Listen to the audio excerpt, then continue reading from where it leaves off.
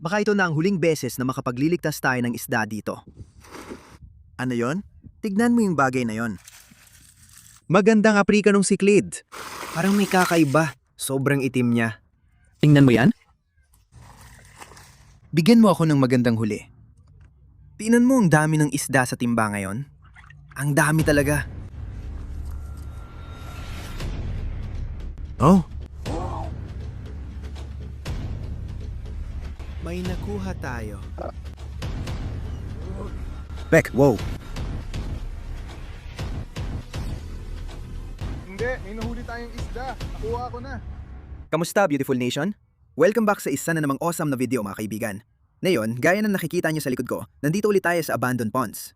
At oo, mga kaibigan, sigurado akong napansin niyo na. Mukhang ibang-iba na talaga. Oo, sinisira na nila ito. Kaya baka ito na ang huling beses na makapagliligtas tayo ng isda dito. Kung sinusubaybayan niyo ang ating journey mga 2 hanggang 3 buwan na tayong pumupunta dito, nililigtas ang mas maraming isda hanggat maaari. Dahil alam natin na balang araw pupunta sila rito at sisirain nilang lugar na to at tatambakan nila ang mga pond. Itong pond na to, tinatambakan na nila. Mas maliit na ito kaysa dati. Pinutol na nila lahat ng puno. Tingnan niyo doon, ang laki ng bunton ng mga puno. May isa pang bunton doon, isa pa doon, buong gubat pinutol na. Pinupuno na nila ang mga lawa. Pinapantay na nila ang lugar. Palagay ko, magtatayo sila ng apartment dito. Grabe ito, mga kaibigan. Kung sinusundan nyo kami, mga 7 na sigurong video ang nagawa namin dito para magligtas ng isda. Kung hindi nyo alam ang kwento sa likod nito, may isang lalaki na dating nakatira dito sa lupang ito at mahilig siya sa pag-aalaga ng isda. May 4 siyang lawa dito at nilalagyan niya ng mga aquarium fish. Sobrang dami ng isda. At oo, alam na namin na mangyayari ito. Kaya nililigtas namin ng mas marami hanggat maaari. Nakahuli kami ng mga kakaibang isda. Mga kaibigan, nakahuli na kami ng redtail, African cichlids, Oscar, ripripso at marami pang ibang isda. Sobrang dami talaga. Oo, mahirap iligtas lahat ng isda dahil sobrang dami nila. Mga kaibigan, baka ito na ang huling video at pagkakataon namin dahil may balita kaming sisirain na nila ang mga ito. Pumunta kami dito nung weekend na hindi sila nagtatrabaho. Kita niya sa likod, malalaking makina yan. May video rin ako kahapon. Pinalayas ako kaya hindi namin nagawa kahapon. Paikot-ikot sila dito, sinisira ang mga puno at tinatabunan ng lawa. Baka ito na ang huling araw, gaya ng sabi ko. Nagdala kami ng bitag at bagong castnet para sa isda, pati mga timba. Susububin naming iligtas ang natitirang isda. Mahirap ito at di ko alam kung makukuha namin lahat. Pero gagawin namin ang makakaya. Tingnan niyo ang tubig at mga alon. Marami pang isda dito. Nakakalungkot, mga kaibigan. Di ko alam kung paano sila pinapayag ang gawin ito. Kapag may ganito, napapaisip ako kung paano ito pinapayagan. Kagaya ng sabi ko, 4 ang lawa rito. Mamaya titingnan pa natin ang iba, pero dito muna ako magpo-focus. Alam nating maraming isda rito. Kailangan nating buksan ang castnet. Ayan na, may bago tayong 6 talampakang castnet. Ihagis natin ito at sana makadami tayo ng huli. Alam kong marami sa inyo ang sumusubaybay sa paglalakbay na ito. Nagtataka rin kayo? Tinatanong ninyo ako, alam mo yon? Kailan ba talaga nila tatabunan ang abandonadong lawa? Pupuluputin ko na itong castnet. Umpisahan na nating ihagis ito doon. May mga bitag tayo para sa isda at susubukan nating magligtas ng marami. Simulan na natin. Hindi ako eksperto maghagis, pero susubukan ko. Kailangan ko ng lubid. Magandang hagis ko. Parang maliit na paantik lang. Tingnan natin kung may nakuha tayo. Wala. Sige, ayos. May nararamdaman ako. Ano yon? Diyos ko? Oo. Oh, may nahuli tayong base, mga pare. Tingnan niyo to. Oo, isang native na base. Ang galing yan. Hindi man siya kakaiba o astig na isdang pang-aquarium. Pero ang galing, mga pare. Native na bass at malaki pa. Matagal ko nang gustong mag-alaga ng bass kaya baka iuwi natin siya. Ang channel ko ay Bass Fishing Productions pero wala pa akong kahit isang alagang bass. Kaya baka ito na ang magiging maliit na mascot natin sa inaharap. Dadali natin siya sa isa sa mga pond. Ang galing talaga, mga pare. May dala tayong cooler sa likod para sa mas malalaking isda. Ilalagay natin siya doon. Tingnan natin kung makakahuli pa tayo ng ibang isda. Tara na. Ilalagay natin siya sa cooler na ito at iuwi natin siya. Diyos ko, hindi. Ayaw niyang maligtas. Sige, mga pare, may isda tayo ngayon. Magsisimula tayo sa 2 at may iba pa ako sa truck. Ilalagay din natin ito sa lawa. Itatapon ko ang isa dyan. Itapon ang isa pa dyan mismo. Perpekto. Sige, mga pare, tuloy lang tayo. Maraming isda doon. Nakita mo? Sa palagay ko, hindi natin sila naabutan. Oo, hindi natin nakuha, pare. Ang daming isda doon, parang 20 sa ibabaw. Sige, hindi itong pinakamainam. Uy, ano yon? Tilapia yan. Biro lang ba mga pare? Hindi pwede iligtas, bawal. Sayang mga pare. Dito, tignan mo, may batang warmouth. Pwede iligtas yan, native na species. Itong isa, masyadong invasive at bawal ilipat sa ibang lawa. Pasensya na pare, ayokong makulong. Pero yung maliit na warmouth, pwede iligtas. Ilagay natin sa timba at kumuha ng malinis na tubig. Ayan, may una na tayong nailigtas na maliit na warmouth. Tapos si Helen, may nakita kang pagong sa gitna. Gaano kalaki? Parang ewan ko, laki ng pagong. Sige, tingnan natin kung makakahuli tayo ng pagong. Baka mailigtas din natin ang isang pagong. Ayos, hindi masama. May nararamdaman ako. Grabe, Diyos ko. Isa na namang tilapia. Kailangan nating ibalik ang isda, nakakalungkot. 2 tilapia na ito. Itigil na natin ang paghuli ng mga yan. Tingnan mo Helen, siklid, pasensya na. Diyos ko. Pare, 2 isda ang nahuli natin sa castnet. Isa ay African cichlid at isa pa ay isa na namang tilapia. Sorry, masama talaga ng loob ko. Pwede pa nating iligtas isa. Swerte mo. Ilagay natin siya sa timba. Astig ng African cichlid na yan. Di ako sure paano bigkasin yun. May isda na tumalon dyan. Ayos, 2 nang pwede nating itabi. May isa pang tumalon doon. Kailangan kong ihanda at ihagis ulit ang castnet. Sige, patayin mo na ang camera. Sige, hindi masama. Uy, malaki ang laman nito. Puno ito. Ayos. Diyos ko. Grabe. Sige. Mahirap ihagis lampas sa makakapal na halamang tubig. Pero nandoon ang mga isda. Bilog na bilog. Sige, tingnan natin. Maganda ang hagis nun. Sino yon? Tingnan mo to. Isang maliit na Oscar. Oo, maganda yan. Pero hindi siya masyadong maganda. May katabi siyang African cichlid. 2 astig na isda sa aquarium. African cichlid at Oscar. Ang galing yan. Pwede nating iligtas sa mga to. Dalhin sila sa mga palaisdaan ko. Ang astig nun, Oscar. Magandang maliit na African cichlid. Ang astig, mga tol. Ilagay natin sila sa timba at tuloy-tuloy lang tayo. Magandang simula to. Sige, ayan na sila. Ilalagay natin sila sa cooler, sa tingin ko. Sobrang init ang tubig dito mga tol. Ayan na sila. Malamig na tubig. Dapat okay na sila dyan. Sige mga tol, marami na tayong nahuling isda rito gamit ang castnet. Ang ganda ng simula. Ngayon, may dala akong maliit na dip net. At nakakita rin tayo ng mga pipe trap. Dito sa channel may mga pipe trap at PVC pipe kung saan nagtatago ang isda. Nang masira lahat, nahulog ang mga ito sa palaisdaan. Kaya bubuhatin ko na sila ngayon. Ang lalaki nila, pero siguradong may isda sa loob. Tignan natin. Hindi ko alam kung paano to gagana. Tingnan nyo kung gaano kalaki to. May isda! Diyos ko. Ayun, may isda nga sa loob. Diyos ko. Sige, sa tingin ko hindi gagana yan. Ibubuhos na lang natin. Tinapon na. Tara na, dapat may laman. Wala talaga. May naririnig ako. Diyos ko. Ano? Uy, pare! Ang saya nun, bigla na lang lumitaw. Akala ko walang laman, tapos may narinig akong kalabog sa loob. Ang weird mga pare.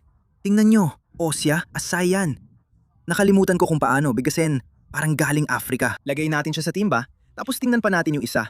May malaki pa, astig. May bagong timba, malinis na tubig, at isa pang African cichlid. Tingnan din natin yung isa pang trap kung anong laman. Pwede ko na sigurong gawin ganito. Uy, meron. Nabasa ito ng todo. May laman ba? Ano to? May isda sa loob. Malaking isda.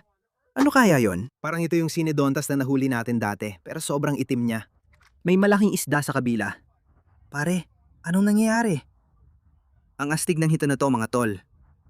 Ngayon lang ako nakakita ng ganito. Sobrang itim at may mga tinik pa. Ilipat natin siya sa timba kasama ng African cichlid. Tignan niyo kung gaano siya kaastig. Hindi, parang hindi siya. Okay, nakatihaya siya.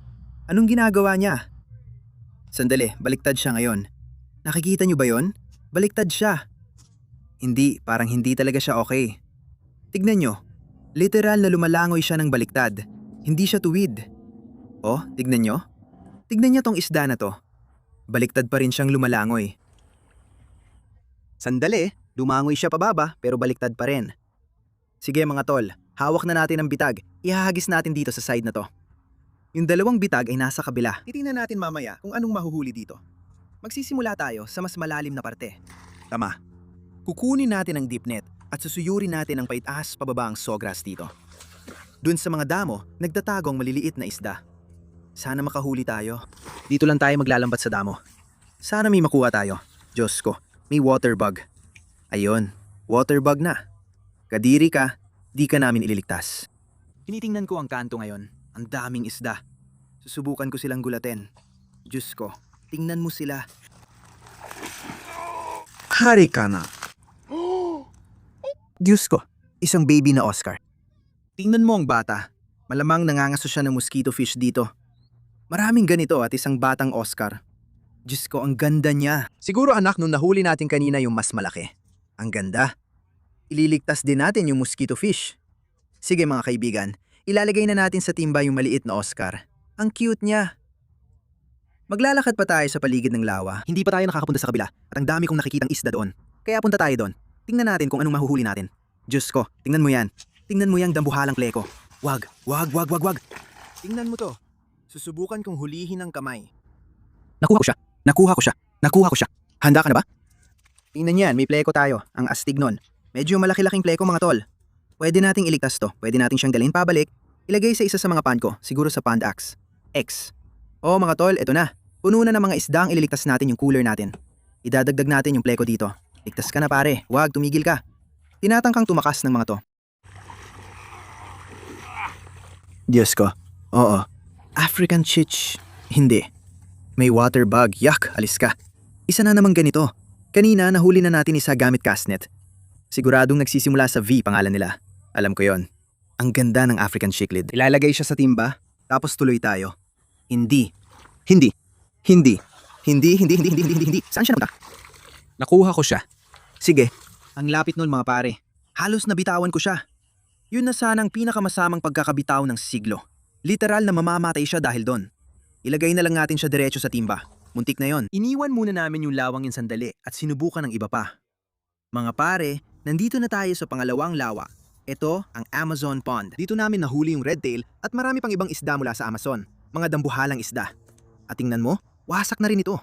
Sinisira nila lahat. Wala na lahat ng puno. Mukhang sinimulan na nilang tambakan ito. Tingnan mo naman, kaya magtatapon tayo ng lambat dito. Susubukan ko ang swerte ko. Tingnan natin kung may maliligtas pa tayong isda dito. Yung iba, kapag sinisira ang gubat, nagpo-protesta sila sa harap ng puno. Gagawin ko rin, tatayo ako sa bangka para hindi nila matambakan. Tingnan mo yung mga bula. Sana makahuli ako ng redtail o kahit ano. Ano kaya nakuha natin? Wala tayong nahuli doon. Akala ko meron. Gumalaw kasi ng malakas. Baka nakawala na. Kahit ano, please? Tinutulungan ka namin. Ano yun? Sabihin mong piranha yon. O nga tol, sa huling video namin sa abandonadong palaisdaan, nakahuli kami ng 3 totoong piranha. Dati may maliit na pilak na isda rin dito. Nasaan siya? Ayun siya, tignan mo. Hindi, sa palagay ko silver dollar yan. Astig. Ayos. Ang astig ng isda niyan para sa aquarium. Pwede nating alagaan tong isda na to. Pwede talaga natin siyang iligtas. Kung pirana ang nahuli natin, kailangan talaga natin siyang patayin kasi iligal mag-alaga ng pirana dito sa Florida. Silver dollar talaga yan. Ilagay natin sa timba at maghagis pa ng lambat. Tignan mo, umahon pa rin sila. Tara na. Oh, diyan natin nakikita ang mga isda. Ang bigat, Diyos ko. Sobrang bigat. Tignan mo ang mga bula. Ano yun? 4 na talampakan pababa? Oh, sige. Grabe, may malaki dito sa loob. Pero parang balot siya ng putik. Nakita mo yung alon? Ayan na. Tignan mo, balot siya ng putik. Isa pang Oscar. Nung huling video natin dito, nakahuli rin tayo ng Oscar. Malaki siya talaga. Hindi yun ang nakita natin kanina. Ang laki ng alon na yon. Parang redtail talaga. Tignan mo yan. Grabe, ang ganda niyan. Ang laki talaga. Tignan mo yan isda na yan. Ang ganda. Mga pare, mukhang may nahuli tayong malaki sa castnet. Kaso nakatakas. Pero may Oscar tayong nakuha. Ilagay sa timba. Subukan pa natin hulihin yung malaking isda. Naririnig ko ang mga makina doon. Parang palapit na ang tunog. Kailangan na nating umalis mga pare. Naririnig ko na ang makina. Papunta siya dito. Ayokong mapalis tayo ngayon. Nakaset na ang fish trap natin. Baka balikan na lang natin mamaya. Marami na tayong nahuli at nailigtas na isda. Tagumpay ito. Nakakalungkot at masaya mga pare. Baka ito na ang huling video natin dito. Pero alis muna tayo at babalikan na lang natin mamaya ang mga fish trap. Marami pang pwedeng mangyari. At mga pare, ginawa natin ang lahat ng makakaya natin. Marami tayong nailigtas na isda. Pero ayan, papalapit na siya ngayon. Sige mga pare, balik na tayo dito sa mga abandonadong palaisdaan. Mga 3 oras nang lumipas. Hapon na ngayon. Wala namang bakas ng konstruksyon mga pare. Kaya titingnan natin ang mga fish trap natin. Tingnan natin kung anong nahuli natin doon. Ang ganda ng simula natin gamit lang ang lambat. Kaya tingnan natin. 3 ang inilagay natin doon. Dapat may trap dito sa labas. Ayan, nandun. May isa doon at isa pa sa kanto. Yung isa, akala ko nakausli sa tubig pero parang may kumuha. Unahin natin ito. Tingnan natin nakuha. Ito na mga pare, unang trap. Sige, bigyan mo ako ng huli. Wow! Sige. Tingnan mo yan, ang ganda ng African na yan. Astig! Maraming African cichlids dito sa trap na to. Ang lalim ng kulay ng mga ito. Baka mga babae itong mga African na ito? Oo, tingnan mo, ang itim nila lahat. May isa pa, 4 na ang nakuha natin. Ang ganda ng isa, siguradong lalaki ito. Tingnan mo kung gaano kastig yan. Astig, ang dami talaga nating nahuli. Ang galing mga tol. Boom! Boom! Tingnan mo yung maliit na zebra. Ang ganda niya, wow, ang dami natin nakuha sa unang trap. Ayun na, parang 10 African cichlids yan. Halos pare-pareho. Mga African lang muna. Pero lilipat tayo sa kabila na may lubid para tingnan. Dapat may isa pa doon na di ko pa nakikita. Ang dami ng isda. Isa pa lang yan na trap. Astig. Tuloy-tuloy lang. Ayan ang lubid. Sige, nandyan pa. Magandang senyales yan. Medyo malalim lang. Tara na. Nakuha ko na. Ano kaya nakuha natin? Sige, bigyan mo ko ng maganda. Uy, orange na cichlid. 2 pa yatang cichlid. Ganun ba? 2 talaga? Tignan nyo mga pare, ang daming isda dito. Grabe. Wow, ang daming cichlid. Hindi ko na alam saan magsisimula. Tignan nyo silang lahat, ang dami talaga. Yung may madidilim na kulay, isa pang Oscar, ang ganda nyon. Nasaan na yung orange? Orange zebra yan, ang ganda. Sige, bilisan natin. Ang daming isda. Ang lalaki ng mata nila. Di ako sure sa species niyan, pero African yan. Pangit din, hindi talaga maganda. Pero ililigtas pa rin natin. Isa pang Oscar, ayos. Pag nahuhuli tayo ng African cichlid dito, laging yung makukulay ang hanap natin. Kaya siguro, marami tayong naiiwang babae kasi hindi sila makulay at di pansin. Isa pa, warmouth. Sa palagay ko, sapat na yon para sa pangalawang bitag. Mahigit 20 African cichlid na sa 2 bitag, karamihan babae. Wild talaga. Di ko alam anong nangyayari. Baka napadalan tayo sa isang grupo at sinuwerte talaga tayo. Pero hindi ako nagrereklamo mga tol. Ang dami nating nahuhuling isda. Hanapin na natin yung pangatlong bitag. Tingnan natin kung anong laman nun. Ayun na, ang lalim niya. May humila palabas doon. Tingnan mo to. Ibig sabihin, may malaki sa loob. Sige, tara. Nakuha ko na. Diyos ko. Helen, ang dami nito. Tol, jackpot tayo. Seryoso? Tignan mo ang puting isda. May puting at asul na isda. Dito na pumasok ang iba't ibang klase, baby. Pangatlong bitag na to. Tignan mo, parang Midas cichlid pero puti. Parang platinum metis. Astig. Ilagay na natin sila sa timba. May magaganda dito. Di ko alam kung ano yan, mga tol. Mag-comment kayo kung alam nyo. Ano mga to? Tignan mo tong maliit na hito, Helen. Diyos ko, ang cute. Nakahuli na ako ng ganito dati. Nung bumaha at lahat napunta sa putikan, nakahuli ako ng mas malaki dyan. Di ko alam tawag dyan. Isa pang orange, astig. Diyos ko, tingnan mo kulay niyan. Ang astig. Ang daming African cichlids ngayon. Ang ganda nitong isa. Parang galing Lake Victoria. Ang ganda. Sige, Blue Jack Dempsey. Blue Jack Dempsey. Tignan mo to. Malaki din to. Diyos ko, ang ganda ng isda mga tol. 2 pa. Diyos ko. Ano yon? Isa pang orange. Eto pa. Pare, grabe to mga tol. Wow. May isa pang hito. Oo, tignan mo to. Ang cute nila. Tingnan mo parang umuunggal siya. Isa na naman sa mga to.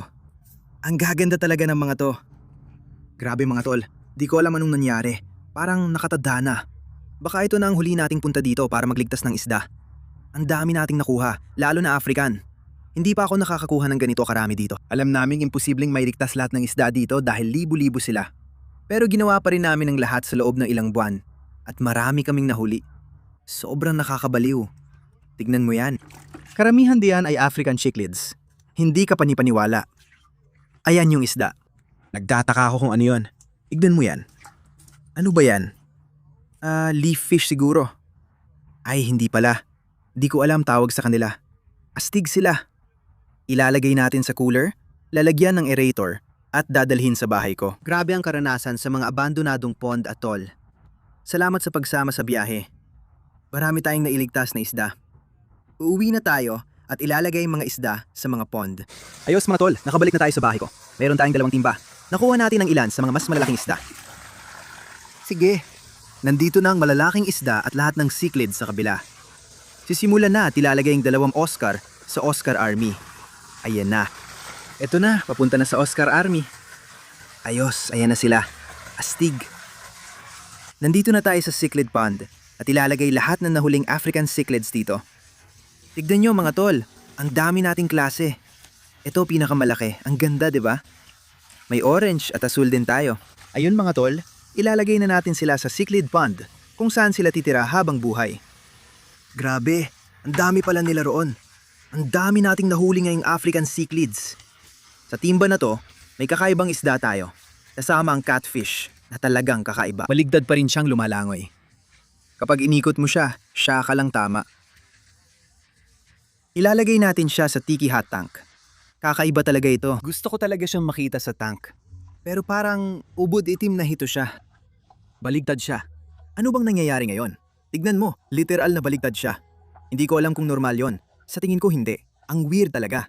Pero mukha naman siyang ayos. Parang maayos siyang lumalamoy. Gumagalaw siya. Ilalagay natin dito ang 2 batang hito. 3, 2, 1. Ayan na sila. Umalis na siya. Nagwawala siya. Tignan mo, isa to sa pinakamagandang huli natin ngayon. Hindi ko alam eksakto pero sigurado akong South American cichlid ito. Mukhang ganon. Tignan mo, mukha siyang jaguar na puti lahat. Siguro platinum jaguar. Ewan ko mga tol. Mag-comment kayo kung alam nyo kung ano to. Idadagdag din natin siya sa Oscar Army. May iba't ibang uri ng South American cichlids dito, magiging ayos siya. May ilan tayong kakaibang isda, tignan natin. Meron din tayong African cichlid. May silver dollar tayo at si Batang Oscar. Umpisahan na ulit lagyan ng isda ang itim na mystery pond. Ayan na sila, mga tol. Sa cooler na ito, may higanting base, ilang warmouth at malaking pleko. Dadalhin natin sila sa Pond X kung saan sila titira. Grabe mga tol, ang ganda ng karanasan sa mga abandonadong pond. Baka ito na ang huling video doon matapos ilang buwang pagsagip ng isda. Sa tingin ko, matatapos na ito. Ginawa natin ang lahat, nakapagsalba ng maraming isda at nakahuli ng kakaiba. Salamat sa pagsama. Kung nagustuhan nyo, like at subscribe lang. Kita-kits sa susunod. Paalam!